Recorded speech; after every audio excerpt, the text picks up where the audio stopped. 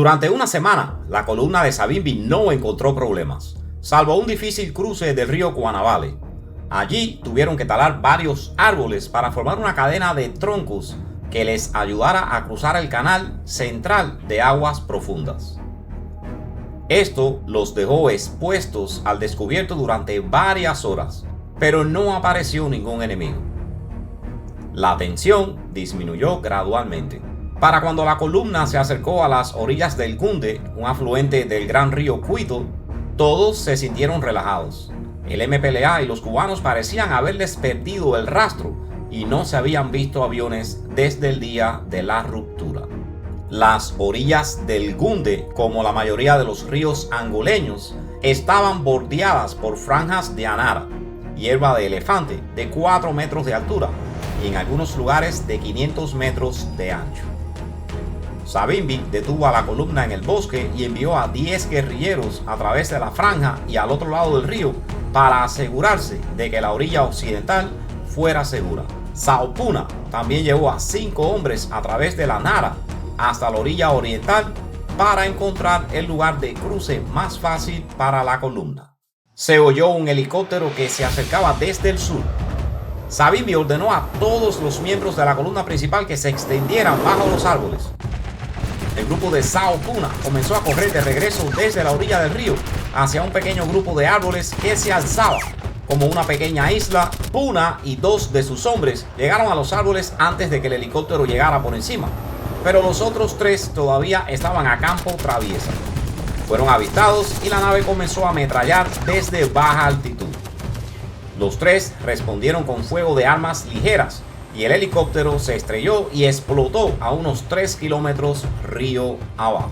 Desde su posición en el bosque, Savimbi observó el patrón de descenso del helicóptero. Voló más allá de los 3 guerrilleros varados. Pareció descender hacia el suelo.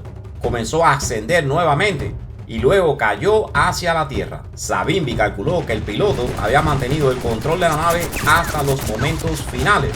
Por lo tanto, tal vez había tenido tiempo de transmitir por radio a su base su posición y otros detalles breves de lo que había sucedido. En poco tiempo, más helicópteros estarían en el lugar. Todo el mundo estaba confundido, recordó Savimbi años más tarde. Cada uno daba sus propias órdenes separadas. Vuelve atrás, decía Chihuahua. Ve hacia el norte a lo largo de la orilla del río, decía Puna. Dije que debíamos avanzar, nunca retroceder, y ordené cruzar el río inmediatamente. Teníamos la esperanza de encontrar una pequeña pasarela de madera de las que construyen los cazadores de los pueblos, pero ahora no había tiempo. Le dije a la gente que cruzara por cualquier lugar. Estaban en el agua hasta el cuello y mi esposa perdió sus zapatos en el río. Savimbi envió una patrulla para comprobar el helicóptero destrozado. Informó que los 3 cubanos a bordo estaban todos muertos. Habiendo cruzado el Gunde, la columna de Savimbi, compuesta por 350 hombres, llegó a un denso bosque más allá de medio kilómetro. Podría haber ordenado a todos que continuaran, pero quería comprobar si el piloto había logrado transmitir un mensaje por radio, recordó. Si los cubanos no venían, quedaría claro que no sabían dónde había desaparecido el helicóptero. En ese caso, estaríamos a salvo. Si venían en poco tiempo, entonces sabían dónde le habían disparado al helicóptero y sabríamos que nos estarían pisando los talones a lo grande otra vez mañana. En 30 minutos llegaron los helicópteros y encontraron inmediatamente el lugar del accidente. Estaba cayendo la oscuridad, por lo que no se detuvieron. Sabiendo que los helicópteros regresarían al amanecer, Savimbi ordenó una marcha nocturna rápida hacia el oeste. El denso bosque de la zona era una ventaja para los guerrilleros, pero todo estaba oscuro porque no había luna. Con el tiempo, Savimbi tuvo que detener la marcha en contra de su voluntad, porque se volvió demasiado oscuro. Le ordenó a Ernesto Mulato que fuera adelante para decirles a las tropas de vanguardia que también se detuvieran y formaran posiciones defensivas de emboscada. El rebaño de ganado, cuyo número se había reducido a una docena desde su tamaño original de unos 50, no se movió con los guerrilleros para evitar dejar un rastro demasiado grande. Se le ordenó al boyero que dispersara el ganado en un frente amplio y se encontrara más tarde con Savimbi. Después de descansar, Savimbi trasladó al grupo principal para unirse a la vanguardia. Mulato no estaba allí y la vanguardia no lo había visto. Savimbi estaba sumamente preocupado.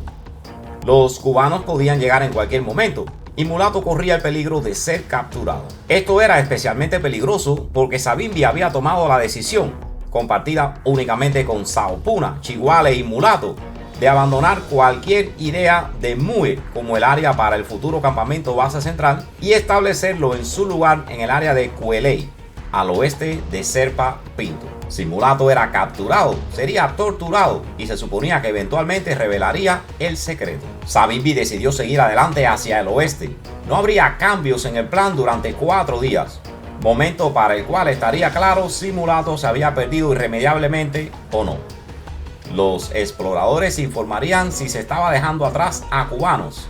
Si era así, Savimbi tendría que asumir que Mulato sería capturado, lo que requeriría planes completamente nuevos. Otro día de marcha llevó a la columna principal a un bosque a la vista de la Nara que bordea las orillas del Cuito. Savimbi había enviado a un grupo de avance de 3 hombres en una marcha rápida para tratar de encontrar una canoa para el cruce del río, que tenía 400 metros de ancho. Había problemas, informaron. Solo habían podido encontrar una canoa que acomodaba a 3 personas. Esto significaba que solo 2 personas podían ser transportadas a la vez. En el lado cercano, el oriental del río, había un tramo de 300 metros de ancho de pantano de lodo profundo. Esto significaba que el ganado no podía cruzar el río.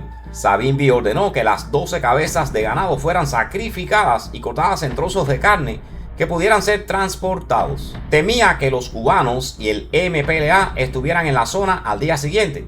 Es probable que las patrullas enemigas hayan escuchado las granadas arrojadas al río para ahuyentar a los hipopótamos. En la orilla occidental, Savimbi guió a su propio grupo reducido a través de la Nara, dejando rastros claros a través de la hierba cubierta de escarcha.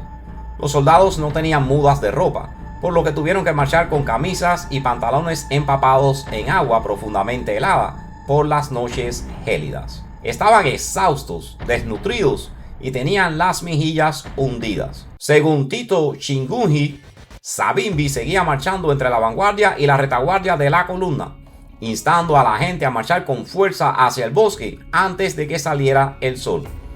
Le ordenó a su asistente militar que entregara toda su ropa de repuesto a los soldados, pero sus oficiales superiores le ocultaron un conjunto de repuesto para su propio uso. Savimbi había calculado que la marcha a través de la Nara tomaría media hora. Tomó 3 horas debido a la condición debilitada de la columna. A las 6:30 am, cuando el sol comenzó a salir, todavía estaban en el herbazal, por lo que tuvieron que empezar a correr. Más tarde, esa mañana, 2 helicópteros Mi-8 de fabricación soviética llegaron sobre el lugar donde se había realizado el cruce del río. Flotaron a poca distancia del suelo, mientras 15 a 20 soldados cubanos saltaban de cada uno. Afortunadamente para la gente de Savimbi, el sol en los cielos despejados había secado la escarcha que antes había hecho muy evidentes los rastros de UNITA a través del herbazal. No podíamos movernos, no teníamos opción. Mis tropas estaban exhaustas después del cruce y algunas ya se estaban muriendo, recordó Savimbi. Mi gente estaba separada, unos en la orilla occidental y otros en la oriental, y Mulato estaba perdido. Dije que tomaríamos posiciones defensivas y que, si se acercaban, lucharíamos para cuando comenzara la pelea. Es posible que hubiéramos reunido fuerzas.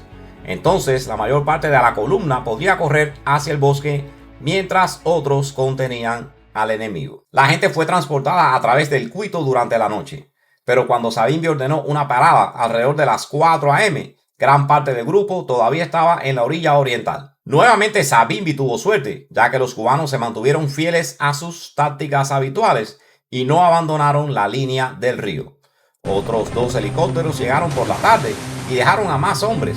Uno de ellos aterrizó a 500 metros de los puestos de vigilancia de Savimbi en el borde del bosque. De modo que quizás había entre 60 y 80 soldados enemigos patrullando los herbazales del río. Antes del anochecer, los cubanos comenzaron a establecer posiciones de emboscada. Savimbi decidió que su gente tenía que alejarse de los problemas rápidamente, pero primero envió una patrulla de reconocimiento de 3 hombres a través de la oscuridad hacia el punto de cruce de la noche anterior. Ninguna de las 3 emboscadas tendidas por el enemigo estaba allí, pero a Savimbi le preocupaba que el resto de la columna se apegara rápidamente a sus órdenes de la noche anterior de reiniciar el cruce y que fueran descubiertos. Una patrulla de 2 hombres del otro lado había cruzado el río y estaba al acecho justo al norte del punto de cruce. Se les entregaron nuevas órdenes de Savimbi para que se abandonara el cruce masivo. En su lugar, la columna oriental debía dirigirse hacia el norte, a lo largo del río Cuito, hasta la región de Vie, unirse con cualquier guerrillero de UNITA que estuviera allí y difundir la noticia entre la gente de que Savimbi estaba vivo y reorganizando la resistencia.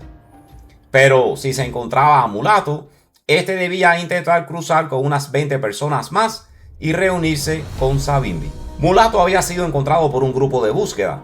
Se había perdido al seguir caminos de antílopes que habían creído que eran los de una vanguardia. Así que Mulato cruzó y alcanzó a Savimbi 24 horas después. Cuando Mulato se reunió con nosotros, nos levantó el ánimo, dijo Savimbi. Era nuestro compañero de armas y lo queríamos. Y como estaba a salvo, ya no necesitábamos cambiar nuestros planes.